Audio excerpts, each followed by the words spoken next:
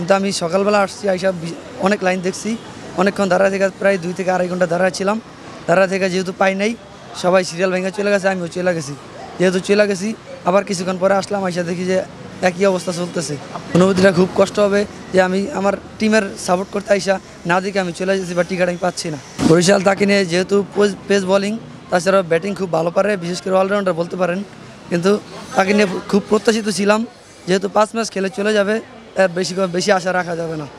5 match ফলাফল হবে না, ফলাফল হয়তো পুরা সার্ভিস আমরা পাইলে, পুরোপুরি ম্যাচ আমাদেরকে সার্ভিস দিতে পারলে যেহেতু ফলাফল আমরা পুরো পাইতাম, যে ভালো মন্দ মিলে পুরাটা খেলা দিতে পারলে সুন্দরভাবে। তারা গতবার যেভাবে ভালো খেলছে, এবারও আশাবাদী খুব ভালো খেলবে, যেহেতু তাওহিদ হৃদয় নতুন, রিশাদ হোসাইন নতুন, ভালো খেলবে খুব। একজন ব্যাটার, একজন অলরাউন্ডার খুব ভালো খেলবে। যেহেতু আমরা মিস করবো মেহেদী হাসান মিরাজকে এবং মোহাম্মদ সাইফুদ্দিনকে। সৌম্য সরকার গতবার বিপিএলে ভালো খেলছে, কিন্তু তাদেরকে খুব মিস করবে এবার। উনি আমার না পছন্দ। কেননা উনি অন্য টাইপের আর কি, নিজে একটু হেডান দেখায় চলে বা অন্যদেরকে পাত্তা কম দেয়, সব দিক দিয়ে মিলে আমার না পছন্দ। যেহেতু আমার বরিশালও কিন্তু খেলছে সে, আমি তার সাপোর্ট করিনি।